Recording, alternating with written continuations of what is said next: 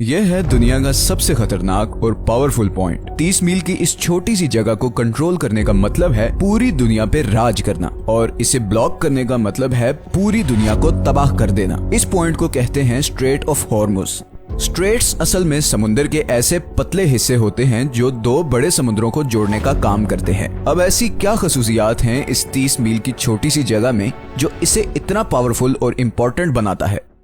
हमारी जमीन के 70% हिस्से पे समंदर हैं और इन्हीं समुद्रों के जरिए दुनिया की 80% ट्रेड होती है। किसी भी वक्त तकरीबन 50,000 समुद्री जहाज इन समुद्रों को क्रॉस कर रहे होते हैं, लेकिन बदकिस्मती से इन समुद्रों से गुजरना कोई आसान काम नहीं। कुदरती जोग्राफिया की वजह से इन समुद्रों में ऐसे स्ट्रेट या चोक पॉइंट्स बने हुए हैं जो अगर किसी भी वजह से ब्लॉक हो जाएं तो पूरी दुनिया की इकोनॉमी हिल के रह जाएगी।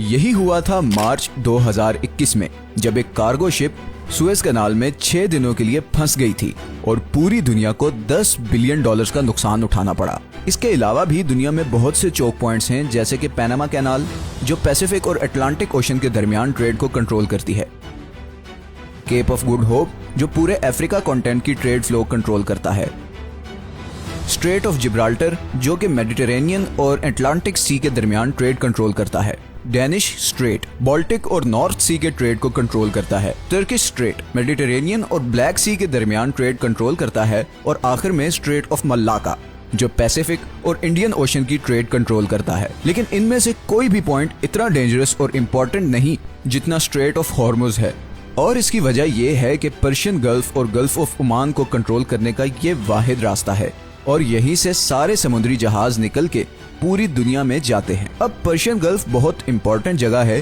क्योंकि 8 कंट्रीज अपनी कोस्ट लाइन इसके साथ शेयर करते हैं, जिसमें ईरान, इराक, कुवैत, सऊदी अरब, बहरीन, कतर, यूएई और ओमान शामिल हैं। इनमें से 4 मुल्कों के लिए बाकी दुनिया से कनेक्ट करने का वाहिद रास्ता ही स्ट्रेट ऑफ हॉर्मुज है। अब अगर आप मिडिल ईस्ट के बारे में थोड़ा भी जानते हैं तो ये तो आपको पता ही होगा कि मिडिल ईस्ट की पहचान उनका तेल है।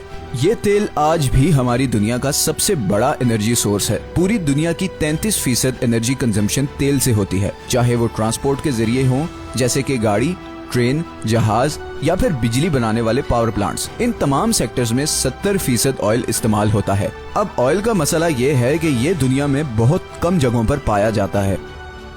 इस सर्कल में मौजूद इन तमाम 8 कंट्रीज के पास कुल मिलाकर दुनिया के 50% ऑयल रिजर्व्स हैं।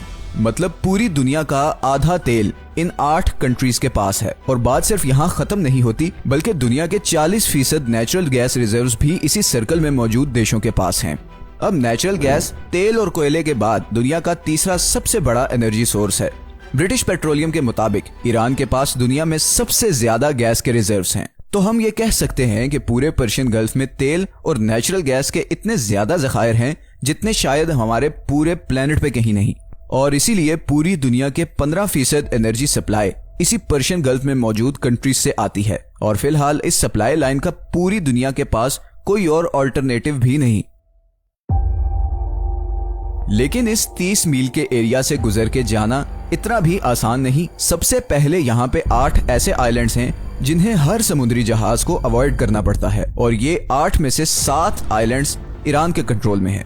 इन 3 आइलैंड्स को यूएई कंट्रोल करना चाहता था, मगर 1970 में ईरानियन मिलिट्री ने इन पर भी कब्जा कर लिया। तो इस सारे एरिया पे तकरीबन ईरान का ही कंट्रोल है। दूसरा, ये जो रेड हाईलाइटेड एरियाज आप देख रहे हैं, यहाँ पर समुद्र बहुत गहरा है और ऑयल टैंकर्स के लिए यहाँ से गुजरना तकरीबन नामुमकिन है। इतनी मुश्किलात के बाद पर्शियन गल्फ से निकलने वाला मेजॉरिटी तेल ईस्ट एशिया की तरफ जाता है, जिसमें से 76% तो सिर्फ इन 5 कंट्रीज के पास जाता है। सबसे पहले आता है चाइना। चाइना दुनिया की दूसरी सबसे बड़ी इकोनॉमी है और दुनिया में सबसे ज्यादा पेट्रोलियम इंपोर्ट करने वाला मुल्क है।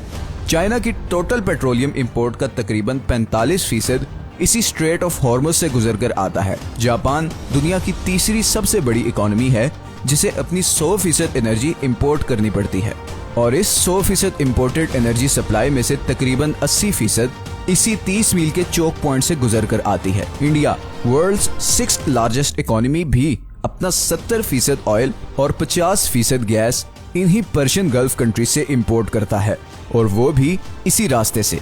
इसी तरह साउथ कोरिया जो कि दुनिया की 10th लार्जेस्ट इकोनॉमी है, अपना 70% तेल इन्हीं पर्शियन गल्फ कंट्रीज से टैंकर्स के थ्रू इंपोर्ट करता है, जो उसी 30 मील के स्ट्रेट ऑफ हॉर्मुज से गुजर के आते हैं। तो अगर ये 30 मील की छोटी सी जगह किसी भी वजह से लंबे अरसे के लिए ब्लॉक हो जाए तो दुनिया की दूसरी, तीसरी, छठी और 10वीं इकोनॉमीज बिल्कुल कोलैप्स कर जाएंगी। और इसी तरह पर्शियन गल्फ में मौजूद इन तमाम 8 कंट्रीज का सोर्स ऑफ रेवेन्यू भी खत्म हो जाएगा और एज अ रिजल्ट पूरी दुनिया में एक जबरदस्त इकोनॉमिक क्राइसिस आ जाएगा।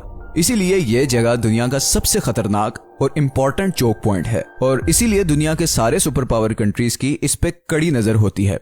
अमेरिका ने भी इसीलिए यूएई, ओमान, इराक, सऊदी अरब और बहरीन में दर्जनों मिलिट्री बेसिस बनाई हुई हैं ताकि वो ईरान पे नजर रख सके और ऑयल की स्मूथ सप्लाई को यकीनी बना सके। दूसरी तरफ ईरान पहले ही किसी भी जंग की सूरत में कई दफा ये स्ट्रेट ब्लॉक करने की धमकी दे चुका है और अगर ऐसा हो गया तो न सिर्फ ग्लोबल इकोनॉमी हिल के रह जाएगी बल्कि ऐन मुमकिन है कि वर्ल्ड वॉर 3 की भी शुरुआत हो जाए।